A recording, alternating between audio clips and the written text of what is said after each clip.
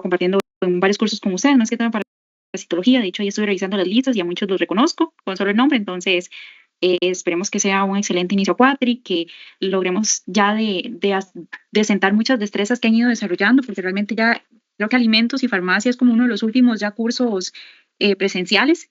Entonces, sin más, bueno, vamos a darle con todo, ¿verdad?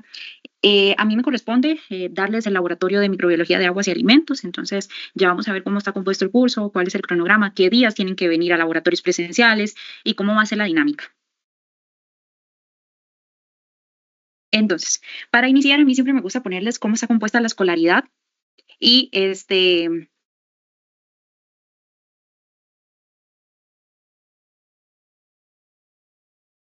bueno, a mí me gusta siempre como desglosarles cómo está compuesta la escolaridad y qué es lo que nos corresponde o qué me corresponde a mí evaluarles en el laboratorio. Bueno, como vemos, la escolaridad es un 60%, ¿verdad? Donde viene dividido por laboratorio, bitácora de laboratorio, primer examen parcial y segundo examen parcial. ¿Qué nos corresponde a nosotros en laboratorio? Nos corresponde la parte de laboratorio, que aquí se los desgloso a la par, que son 4 quizzes, es decir, un quiz por cada sesión presencial de laboratorio y cada uno de ellos tiene un valor de 2.5%. Vale bastante, son quizzes muy fáciles que se evalúan de la materia que yo les doy de laboratorio. En esos quizzes no entra nada de teoría, es solamente laboratorio. Entonces, prácticamente cada presentación que yo les doy, de ahí sale la materia para evaluarles en el quiz. Y luego tenemos un porcentaje de un 10% de bitácora de laboratorio. Esa bitácora de laboratorio siempre trato de cambiarla un poco, como para que no sea lo mismo y no sea tan repetitivo y que se vivan repitiendo las mismas cosas. Entonces, de momento los cuatris pasados lo estuve trabajando de que yo les dejaba un tema por pareja y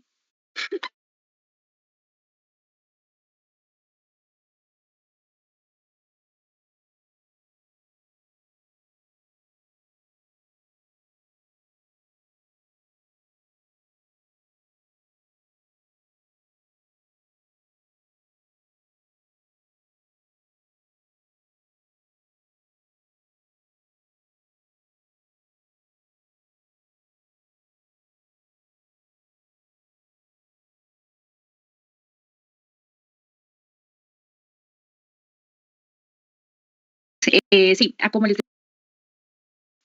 eh, bueno, disculpen chicos, sí, como les decía, la bitácora de laboratorio, normalmente a mí me gusta dejarles, o lo estaba manejando, asignarles un tema y ustedes me elaboraban un escrito bastante sencillo, bonito, sobre un tema en específico. Este cuatri vamos a dejarlo de manera así, optativa, de momento. Si a mí se me ocurre algo más para evaluar esa parte del 10% de laboratorio, que sea algo práctico, más fácil y que ustedes logren sacarle provecho, yo obviamente se los voy a hacer comunicar con un tiempo para que ustedes tengan todo el tiempo del mundo para elaborarlo y que no anden corriendo a final, pero de momento lo vamos a dejar así. Va a ser un escrito al final que yo les voy a asignar un tema y ustedes me van a elaborar. Yo siempre les doy como todos los reglamentos o qué es lo que yo quiero evaluar de ese escrito, entonces no van a tener problemas con eso. Luego,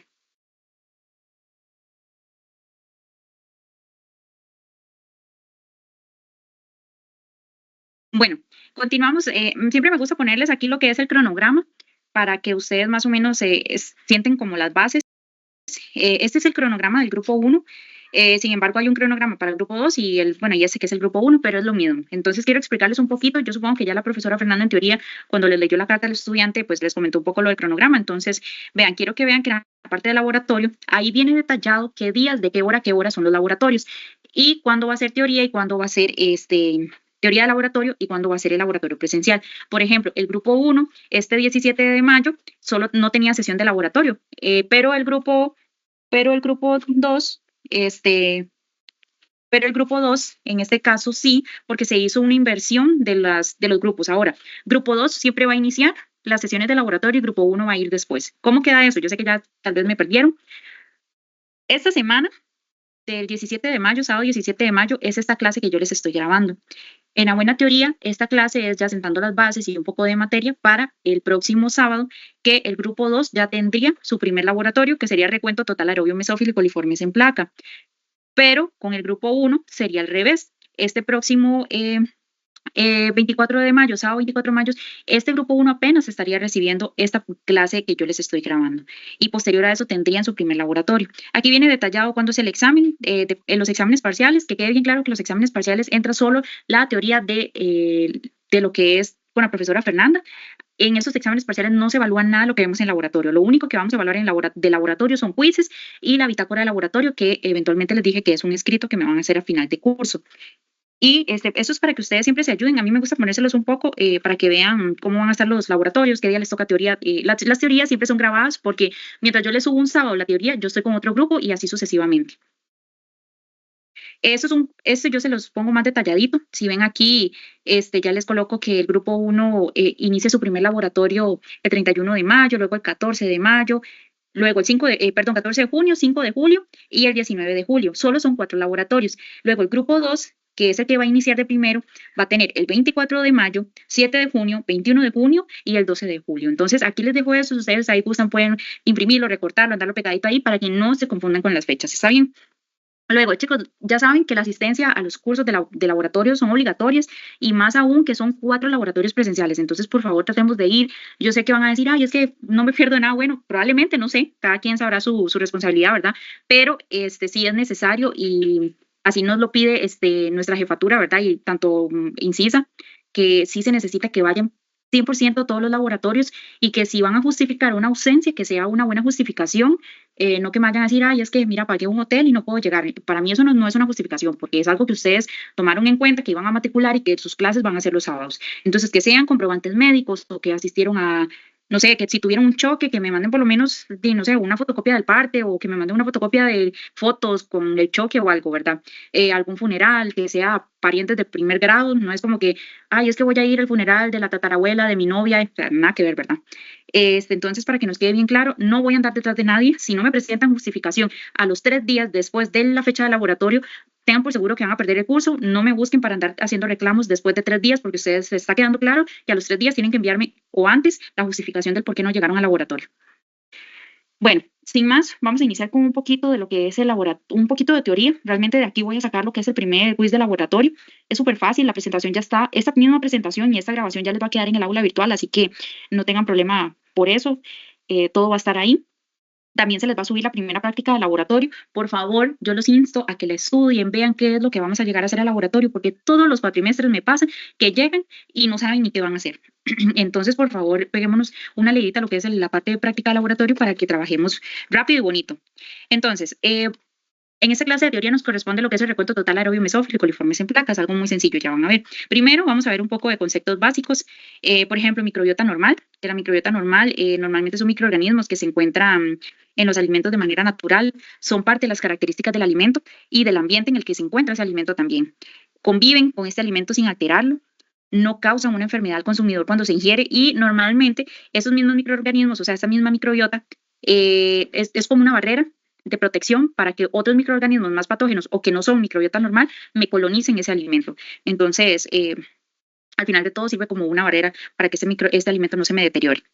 Luego vamos a tener lo que es la microbiota de deterioro, que es un conjunto de microorganismos que van a deteriorar y van a dañar eventualmente el alimento. Puede ser microbiota normal o puede ser microbiota agregada. El crecimiento de los microorganismos de deterioro va a depender de muchos parámetros extrínsecos del alimento. Y importante, esta microbiota de deterioro todavía no está como tan asociada o correlacionada con enfermedades al consumidor. Vamos a tener varios tipos de deterioro. Vamos a tener deterioros en apariencia. Normalmente vamos a ver un crecimiento microbiológico visible. A veces vemos alimentos como con micelio, levadura o aquel montón de moho como verdecito. Todo eso son microorganismos que son visibles porque los estamos viendo. Hay cambio de color por metabolismo microbiológico y también hay producción de gas. Vamos a tener cambios, lo que es en textura. Vamos a ver algunos alimentos más limosos, que es por una acumulación de células, cápsulas de los microorganismos o biofilm que esos mismos microorganismos generan. También va a haber un ablandamiento de tejidos, que eso es a causa de reacciones enzimáticas que son mediadas por estos mismos microorganismos. Y vamos a tener cambios en sabor y olor. Esto dado a que se van desarrollando, se van deteriorando compuestos nitrogenados o sulfurados, ácidos orgánicos, entre otros. Entonces, esto va a hacer que nos cause mal olor o malos sabores. Luego vamos a tener los microorganismos patógenos, que esos microorganismos patógenos sí están asociados a una enfermedad en el consumidor. Normalmente son enfermedades transmitidas por alimentos que se transmiten por la ingesta de alimentos o agua que contienen agentes etiológicos en cantidades que afectan la salud del consumidor, tanto a nivel individual como a nivel grupal. Bueno, ustedes ya han visto que a veces se da intoxicaciones en una población o a veces nosotros mismos, no sé, que nos fuimos al turno y nos compramos un churrito o un arrocito cantonés y lamentablemente ese arrocito, no sé, tenía mucho rato de estar ahí, se me infectó ahí con bacillus cereus o un estafilococos y tome, enfermos con vómitos, diarrea, que es como lo más común en síntomas. Entonces, esto nos puede dar tanto a nivel individual o a nivel de población. Luego vamos a tener los microorganismos beneficiosos, que son normalmente, pues su palabra lo dice, son de beneficio en muchas cosas. Muchos funcionan como cultivos microbiológicos. Algunos son microorganismos que se usan en fermentación para productos. Ya ustedes saben que para el pan, la levadura, que son al final se usan levaduras, que lactobacillus para los yogures o que estos probióticos y todo eso, que al final se sacan de microorganismos. Entonces, eh, o incluso estas tipo enterogerminas, que al final son un montón de microorganismos beneficiosos que ayudan a que colonicen nuestro intestino cuando estamos un poco malitos de esa microbiota normal. Entonces, vean que al final de todo son microorganismos que nos van a causar un beneficio eventualmente. Luego, hay que ver un significado muy importante en lo que es la calidad versus la inocuidad. El concepto de calidad es cuando hablamos de ese grado en el que el producto cumple con expectativas del cliente, se enfoca en satisfacer al cliente. Eso es la calidad. Aquí se incluyen características como que sea de buen sabor, que tenga una buena textura, un diseño bonito, durabilidad, que sea eficiente, que sea muy funcional. Todo eso se va a evaluar en la calidad. Normalmente hay muchas ISOs o reglas o regulaciones que me establecen estándares para tener una buena calidad, pero por ejemplo la ISO 9001 me establece varios requisitos para un buen sistema de gestión de calidad. O sea, eso es toda una logística. Las empresas de alimentos, de productos farmacéuticos y etcétera, normalmente siempre van a tener unos buenos estándares de calidad porque así se los exigen. Y pues las reglamentaciones del país y así lo exigen muchas entidades cuando ellos van a exportar productos que vengan con buenos estándares de calidad. Mientras tanto, la inocuidad se refiere a ese grado de seguridad que el producto va a tener, es decir, que no le vaya a causar daño al consumidor cuando se use o se consuma. Entonces, a eso nos referimos cuando hablamos de inocuidad. Aquí se va a cumplir, aquí se implica tener controles estrictos en la cadena de producción desde que llega la materia prima hasta el producto final. O sea, imaginen la logística que hay que tener desde que la materia prima me llegó a la empresa o a su lugar donde van a desarrollar ese producto, ese material. Es toda una logística. También la inocuidad está regulada por muchas normativas como los análisis de peligros y puntos críticos de control, a menudo por ISOs también, como la ISO 22000. Entonces, igual que la calidad, son conceptos que requieren de muchos puntos, de muchos estándares. Realmente tener una empresa, ya sea de alimentos, de productos farmacéuticos o de productos médicos, no es fácil porque ellos sí se tienen que regir mucho por muchas reglas de calidad e inocuidad para que el producto sea seguro al consumidor. Luego vamos a tener algunas formas de contaminación de un producto. Vamos a tener contaminación de origen, contaminación directa y lo que es contaminación cruzada. Resulta que la contaminación de origen viene del lugar de donde se extrajo ese producto. Por ejemplo, un sembradío de lechuga que normalmente puede contener contaminación fecal. ¿Por qué? Porque viene del suelo. Podemos ahí encontrar materia fecal de ganado, hasta de animales domésticos, perros, gatos, o en el peor de los casos, hasta contaminación fecal humana, ¿verdad? Entonces, este de aquí el punto del por qué tenemos que lavar bien los alimentos. Luego vamos a tener lo que es la contaminación directa, pues este viene del mismo producto. Por ejemplo, se dice que los cerdos, el muslo de los cerdos, en la buena teoría, es un producto estéril, pero a la hora, digamos, de que yo paso un cuchillo por la carne de cerdo en otro sitio anatómico que no es estéril y luego lo paso por el muslo, entonces voy a tener ya contaminación en ese lugar donde se supone que era estéril. Entonces, al final, esa contaminación directa viene del mismo producto, solo que de diferentes sitios anatómicos, por decirlo así.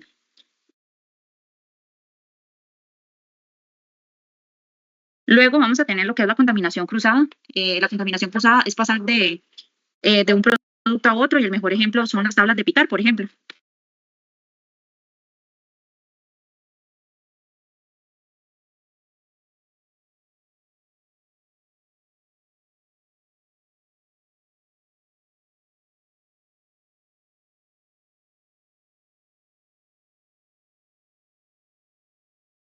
Bueno, disculpen chicos, que mi perrilla se pone loca de pronto. Y bueno, como continuamos en la contaminación cruzada, realmente al final de todo es pasar contaminación de un producto totalmente aparte con otro. Es decir, por ejemplo, yo con la tabla de picar me puse a partir un pollito, Pero luego en esa misma tabla quise picar unas lechugas, o sea, la contaminación que estoy pasando yo de mi pollo a la lechuga o viceversa es totalmente diferente, entonces ahí vamos a tener una contaminación cruzada. Por esto, a veces muchas personas en su casa tienen como una tablita solo para picar carnes, no sé, rojas, otra solo para picar carnes blancas, o solo pollo, o solo las verduras, las frutas, y tienen cuchillos también totalmente diferentes y eso a veces es una buena forma de evitar la contaminación cruzada. Em, Luego, vamos a hablar un poquito de qué son los microorganismos marcadores. Resulta que estos microorganismos marcadores son grupos de microorganismos de fácil aislamiento, recuento o identificación, cuya presencia en determinados niveles indica que los alimentos estuvieron expuestos a condiciones que pudieran favorecer la llegada o multiplicación de microorganismos no convenientes para la calidad comercial de este o que representan un peligro para la salud del consumidor. Este, en pocas palabras, son esos microorganismos que son de fácil aislamiento, que yo los puedo contar prácticamente e identificar de una manera fácil. Entonces, a eso llamamos este concepto de microorganismos marcadores y ya van a ver por qué hablamos de microorganismos marcadores y por qué son tan útiles dentro de las clases de alimentos. Luego, estos microorganismos marcadores se van a dividir en dos grandes grupos. Vamos a tener los microorganismos índice y los microorganismos indicadores. Son cosas totalmente diferentes para que no los confundan. Los microorganismos índices son marcadores cuya presencia a determinado nivel me van a indicar la posible presencia de patógenos relacionados. En cambio, los microorganismos indicadores son microorganismos cuya presencia en cantidades señaladas me van a indicar que va a haber fallas en la implementación de las buenas prácticas higiénicas. Entonces son cosas totalmente diferentes.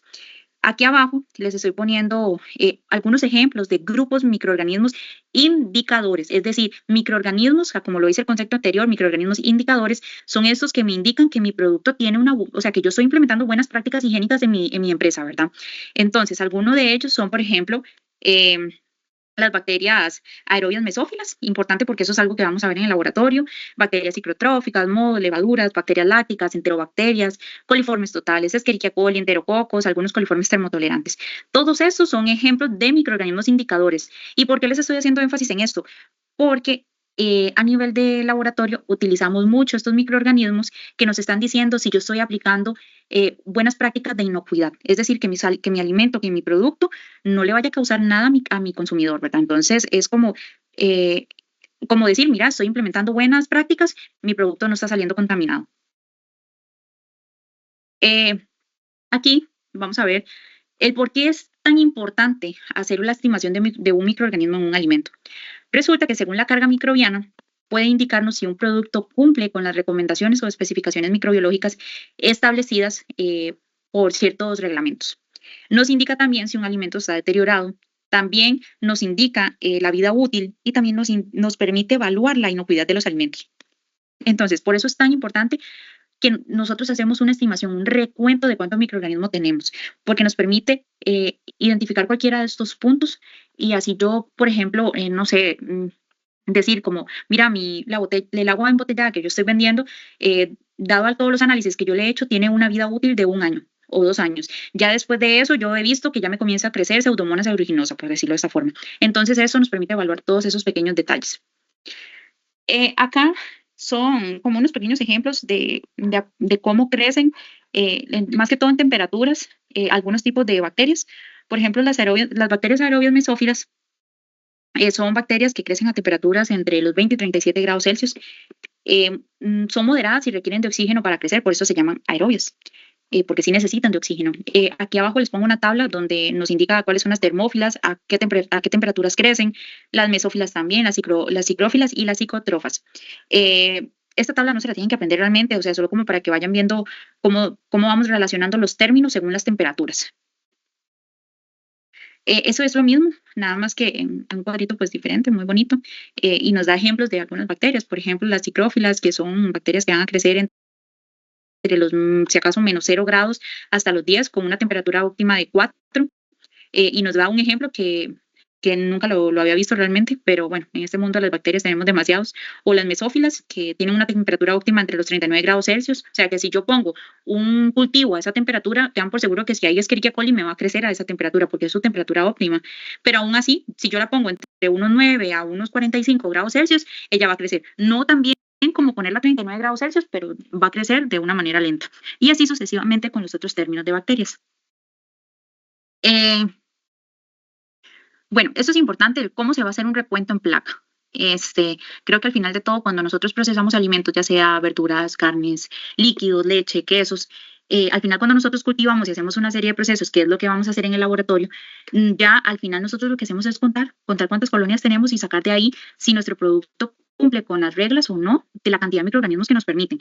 Entonces, esta metodología está basada en el supuesto de que cada célula microbiana en una muestra va a producir una colonia separada. Estas colonias que ustedes ven separadas prácticamente es como una célula microbiana. Entonces, en eso nos basamos con el recuento, ver colonias que sean visibles en un agar sólido o cuando se mezcle con un agar. El recuento estándar en placas se utiliza para cuantificar tanto grupos microbianos grandes como los aerobios mesófilos, ciclotróficos, mohos, levaduras, así como especies ya más específicas y que son patógenas como Staphylococcus aureus, Bacillus cereus y Clostridium perfringens, que son microorganismos que sí los tenemos dentro de la categoría de patológicos y que sí me van a causar una enfermedad. O sea que al final de todo nosotros podemos, con estos recuentos en placas, podemos evaluar cuántos mohos tiene este producto, cuántas levaduras o cuántas bacterias aerobias mesófilas, pero también puede evaluar cuántos estafilococos, cuántos bacillus o cuántos clostridium. ¿En qué consiste este procedimiento? Era lo que les decía. ¿Qué vamos a hacer nosotros? Cuando nos llega el producto al laboratorio, nosotros vamos a macerar ese producto y vamos a hacer una serie de diluciones. ¿Por qué diluciones? Porque no sabemos cuánta es la carga microbiana que trae ese producto, que a tal punto necesitamos diluirlo para que tengamos un recuento normal, digamos, un recuento en el que nosotros sí podamos contar colonias individuales. Entonces, cuando nos llegan los productos al laboratorio, nosotros maceramos y comenzamos a hacer un montón de diluciones de forma seriada. Vamos a agregar también de esas diluciones, vamos a sacar sí, como una alícuota y la vamos a poner sobre un medio sólido, un cultivo, que son los famosos agares. Eh, Luego vamos a incubar, vamos a dejarlos al tiempo y la temperatura que ellos requieren para obtener un crecimiento de colonias visibles. Al final lo que se hace es contar el número de colonias y calcular el recuento de la muestra original. Eso se hace con una serie de fórmulas que realmente yo trato como de no estresarlos tanto de cómo se hace ese recuento porque muy diferente a lo que hacemos en laboratorio, en un laboratorio estudiantil que a lo que se hace en la calle. Ya cuando ustedes llegan a un laboratorio afuera, no sé, de alguna empresa de alimentos o de productos farmacéuticos, ya van a ver que son cosas totalmente diferentes y que a veces son cosas muchísimo más fáciles de como las vemos en el laboratorio de la universidad. Entonces, no quiero como estresarlos con esa parte. Ahora, existen dos tipos de recuentos. Vamos a tener el recuento por vaciado y también vamos a tener el recuento por esparcido. El recuento por vaciado se va a trabajar con diluciones decimales de la muestra. A partir de estas diluciones se van a inocular en placas Petri vacías, o sea, vamos a agarrar una alícuota de 1 ml y lo vamos a hacer por duplicado. Eso de por duplicado significa que yo, digamos, de una dilución voy a tomar 2 alícuotas y lo voy a duplicar. Eso para mejorar mi conteo. O sea, como que en uno sí tenga más, en el otro menos, no, sino como para poder hacer un promedio de cuántas bacterias o cuántas colonias tengo yo de esa dilución. Luego vamos a agregar entre 15 a 20 mililitros de medio fundido. Cuando es por vaciado, chicos, es nada más venir, agarrar una placa Petri vacía, ponerle la alícuota de la dilución y encima de esa alícuota vamos a agregar un agar fundido que esté calientito, o sea, es decir, que esté todavía en su condición líquida. Luego, cuando ya lo tenemos y lo echamos a la plaquita Petri junto con la alícuota, vamos a homogenizar, esperar que se solidifique y ahora sí vamos a guardar y a incubar y a esperar el tiempo necesario para que nos salga el análisis. Por otro lado, el recuento por esparcido es diferente y es más fácil.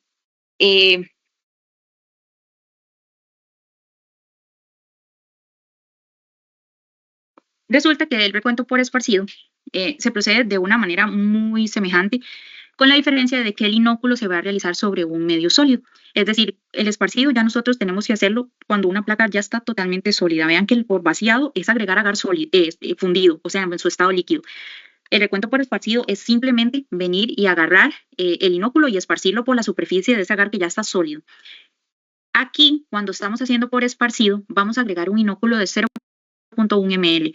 Esto significa que son 100 microlitros. ¿Por qué solo 100 microlitros y no 1000 microlitros como, como el de vaciado? Porque resulta que como aquí es un agar ya sólido, es como esa capacidad máxima que va a absorber el cultivo sólido. Si nosotros agregamos más de eso, pues no vamos a tener los suficientes nutrientes para que esos microorganismos crezcan, sino que más bien se me va a hacer ahí una piscina porque le estamos agregando más líquido del que ese agar puede absorber.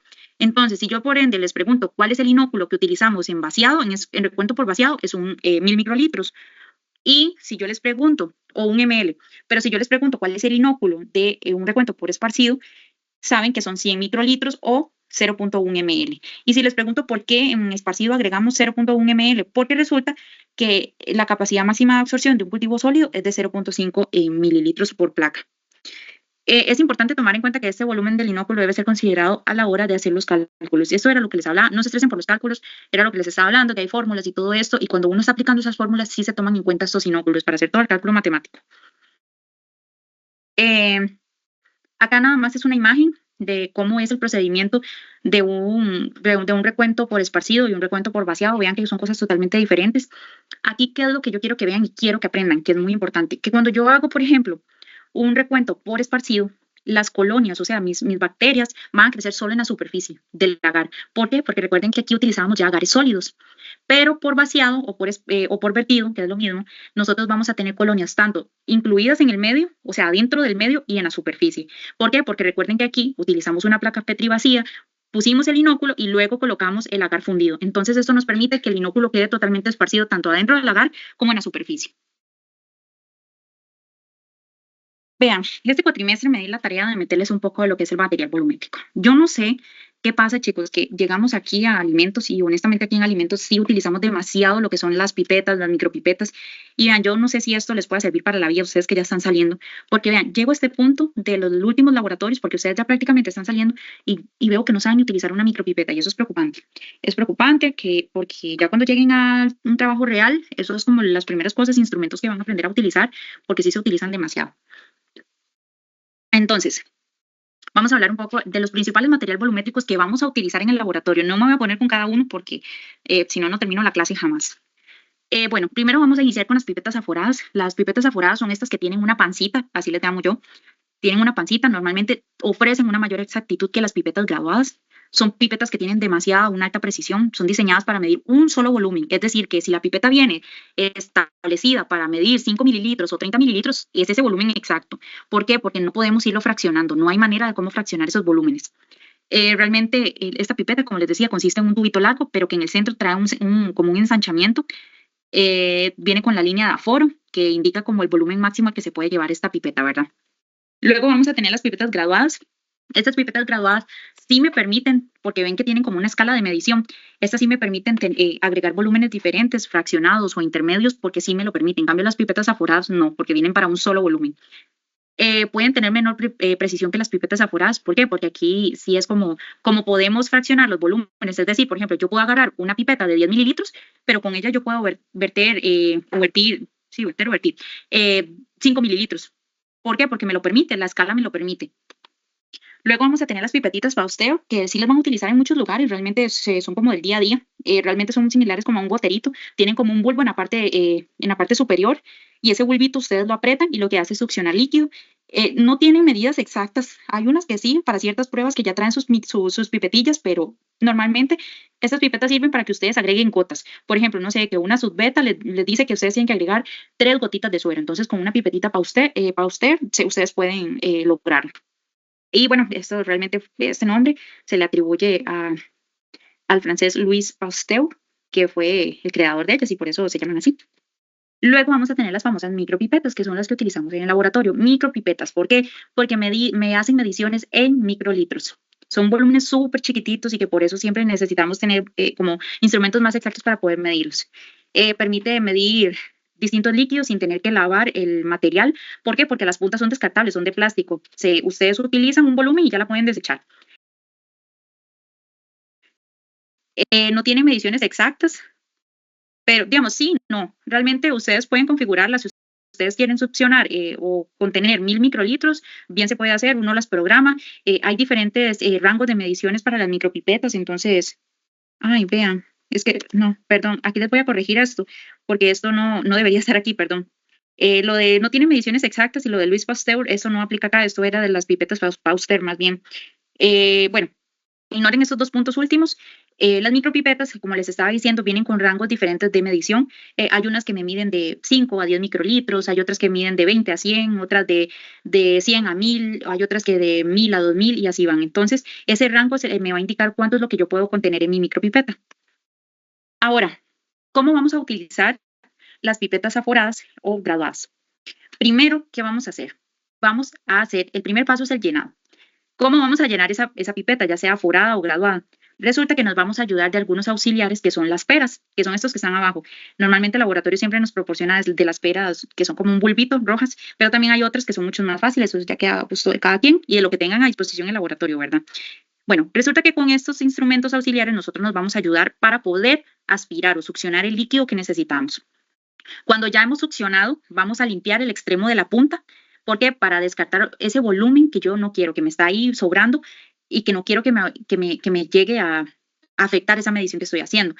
Luego, cuando aspiramos, vamos a ajustar el menisco. Ustedes me dirán qué es el menisco, pues ya vamos a verlo porque es demasiado importante. El ajuste del menisco es todo. Con esto nosotros vamos a decir, estamos midiendo exactamente el volumen que necesitamos. Resulta que el menisco es como esa medida, se utiliza para describir esa curvatura de la superficie del líquido, pero nos ayuda a decir en qué momento tenemos 10, 5 o 20 microlitros o mililitros, más que todo mililitros. Entonces, ¿qué es lo que vamos a hacer? Nosotros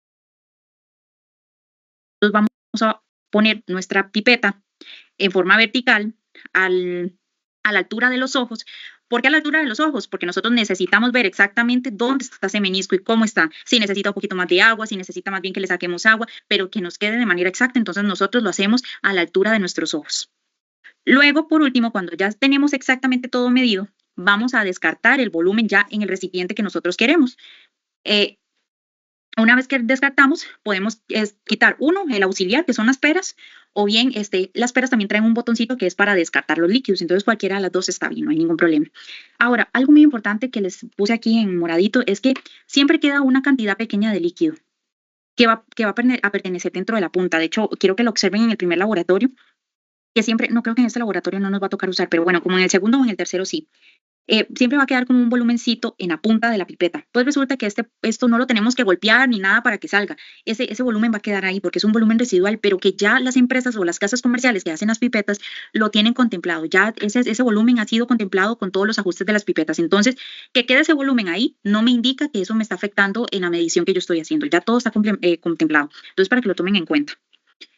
Entonces, en resumen, nosotros ponemos el auxiliar en la pipeta, metemos la pipeta en el líquido o en lo que queramos aspirar y succionamos. Luego escurrimos, ajustamos el menisco y por último vaciamos. Chicos, aquí ya por último para terminar, porque si ya nos extendimos un poquito con esta clase, estas son las prácticas que vamos a hacer en el laboratorio. Vamos a tener lo que es el aerobio mesófilo en placa, el recuento total aerobio mesófilo en petrifilm y vamos a hacer por esparcido. Prácticamente lo que estábamos viendo hoy en clases es lo que vamos a hacer en el laboratorio. Recuerden, al grupo 2 es el que le toca este próximo sábado y luego al grupo 1 y así sucesivamente.